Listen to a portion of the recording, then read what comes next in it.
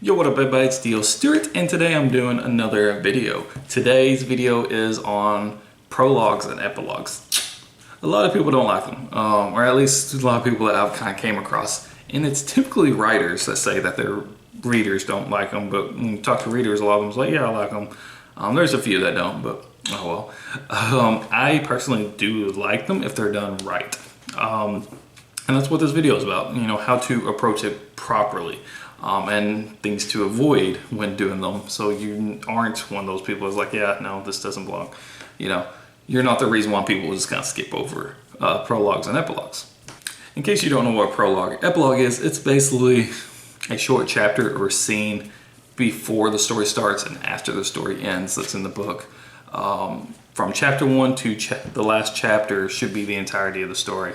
You know, you should not need that information from that prologue or that epilogue going forward. The entirety of your story should be told from chapter 1 through your last chapter. If it does not end at that last chapter, that epilogue is you know, the actual end of your book.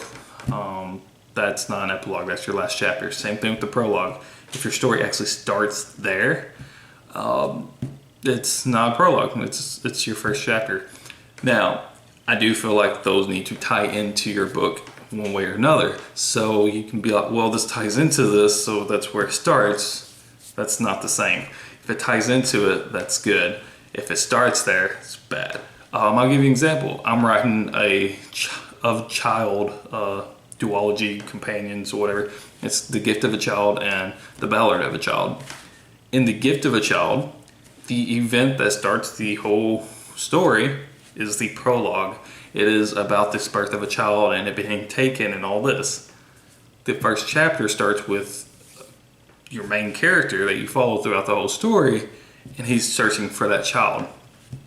If I remove that prologue, the story still stands on its own from that first chapter to that last chapter.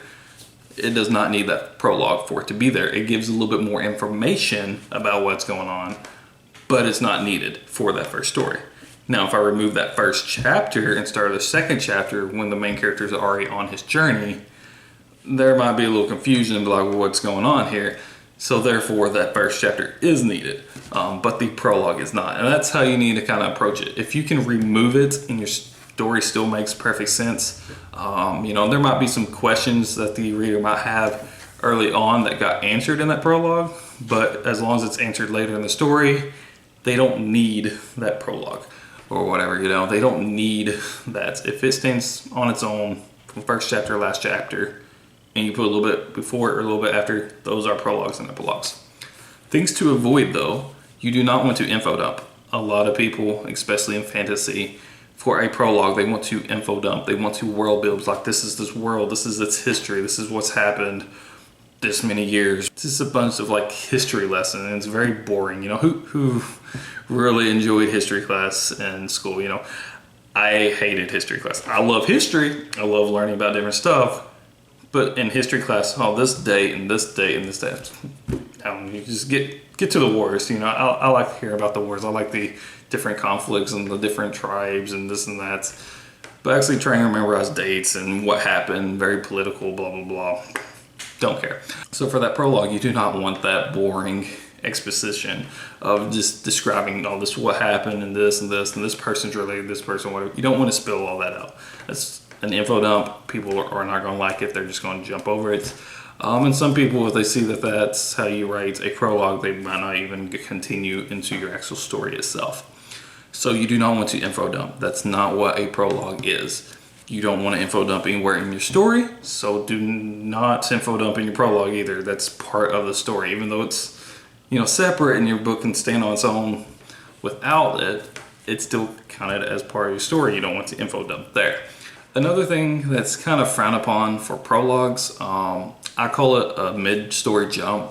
I don't know what's properly called or anything, you know, but I call it a mid-story jump, and that is when your prologue put you right in the action that's happening in the middle of your story, and then when you get to your first chapter, it's like, oh, let me tell you what, you know, led up to that event. And a lot of people do that because, you know, the whole ordeal about, you know, you want to start your story in action. You know, you don't want to start it where it's all boring and stuff and people's not going to be interested. You want to get them interested really early, so you want to start with the action or with some type of conflict or action going on at that moment, which you don't always have to, but I mean that's what a lot of people do, because that's how you draw your reader in. So a lot of people try to, you know, cheat that system by putting the big action, like the climax or some other, you know, major point of the story in the prologue. So they're like, here, read this and you'll get interested, and then I'll go through the boring, slow progress to build up to it. I don't like that, you know. If it's a flashback of what's happened in the past, before leading up to this story, that's cool, you know, I like that, whatever.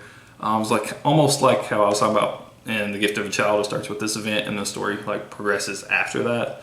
You know, it doesn't have to be like directly after. It could be, you know, a couple years, you know, this is what happened, and set up this character's, you know, motivations moving forward through the story or something. That's one thing. But when you're like, here's this, no, let me tell you how I got to that, and then basically so in that same scene later, no. I feel like that's a cop-out, and you shouldn't even put that in the prologue, you know. If you feel like your first chapter can't stand on its own, maybe you need to rework your first chapter. Epilogues are basically kind of the same thing as prologues, and a lot of the details that people put in the prologue that people hate also get put in the epilogue that people hate. Like info dumping, a lot of times they end the story and they're like, all right, well now I need to wrap it up more, so they understand what's going on. So they info dump and explain every little detail of what happens after the story, just kind of letting people know whatever, you know. It's not needed. People don't like that, and they're like, why, you know. It's best if it's not needed at all. If like the last chapter ends it and you're fine, and then you just add that, it's just like just the waste. You could just left that off. And if it's needed, again, that should have been your last chapter, not an epilogue. As well as you should have wrote it out like you do a regular chapter, not just info dump it. Also, a lot of people try to, not really a mid-story jump like I was talking about from the prologue, but they do like going back and touching on some stuff that they put in, like maybe little Easter eggs or other little hints that they put in throughout the story, hoping that the reader picks up on it. But just in case they don't, they put it in the end, and then they draw all the lines like, oh, this is what this meant, this is what this meant. You know, they might word it differently, but they go back and touch on all the little subtle hints that were placed throughout the story. So even if the reader didn't catch it, they're like, oh, so that's what that meant. You should never treat your readers as being dumb. You know, if you put that stuff in your story, just trust readers to find it. If not, well, that's just an Easter egg for the readers that do find it. So yeah, I do not encourage y'all doing that either. How I approach epilogues in my METAGORE series, I do not have prologues, but I do have an epilogue after each book. And basically I use it to tie that book that it's in to the next book, but not really to the point where it's needed. It helps explain a little bit, but not necessarily needed in it. Like for the Battle for METAGORE, the epilogue is a character who was, you know, most readers would presume to have died within that book is actually not dead. And you see him in that epilogue and kind of interacting with this another character that's not named. And he's not really named in that epilogue. It's just kind of, you know, his personality and stuff. You should be able to figure out who it is, but if not, oh well. It's there, and it kind of shows that that character is not dead, and he's interacting with another character who has not been in the story yet, but will be introduced in the second book. So you kind of get that little bit of a glimpse that this character is still alive. And then when he comes into the picture in the second book, you're not just taken off like, I thought he died. Now, if you don't read the epilogue and he comes into the second book, you're like, I thought he died.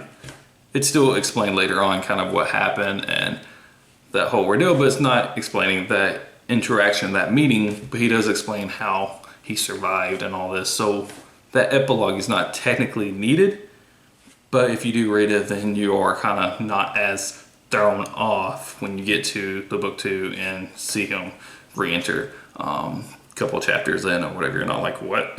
You know, you're like, oh, okay. And it's going to continue like that between different books.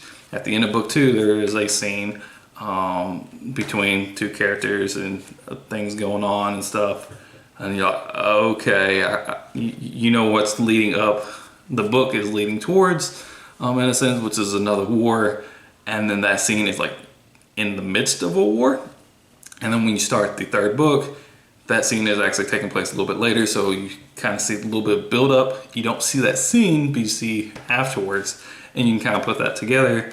But again, you don't need that middle scene from the epilogue to understand what's going on or anything like that. And I'm going to do that with all the books. It kind of helps tie the books together in a sense without really being necessary. If that's, if you understand. But anyways, that's how I do my prologues and epilogues. That's some stuff that y'all should kind of think about when y'all are doing y'all's, what to avoid, maybe some directions to actually approach it, and stuff like that.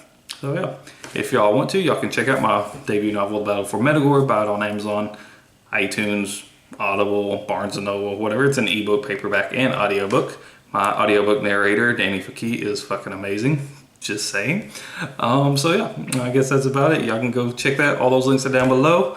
All my social media links are down below. You can go check that out. I got Facebook, Twitter, Instagram, Pinterest, a Patreon, and of course YouTube. Also have a website and a blog on there, as well as I have a newsletter you can sign up for that goes out once a month on the 21st. Just because that's the day I picked. So yeah, I guess that's about it. Peace out. ELE. Everybody love everybody. Epilogue. Waves crashed upon Akia's sandy beaches, bringing with it a mass of water quickly forming into a humanoid figure, materializing into skin and cloth. An Elestrian. As the Elestrian ambled along the coast, she approached a blue-scaled figure sprawled out in the sand, who appeared to have been amputated beneath his left knee. As the Elestrian approached the Crider crawling across the wet sand, she knelt beside him and looked into his black eyes.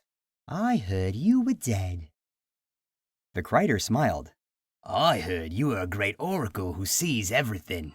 "I only see what is asked to be seen." "What if I asked to see what wonders lay underneath your clothes?" The Elestrian scoffed as she stood. "The Abyss was too kind to you." "Aye, but she cares for me, much like I predict that you will care for me." "I can't escape you, can I?" "'Tis fate, I reckon." The Elestrian shook her head as she reached to lift the Crider onto his only leg.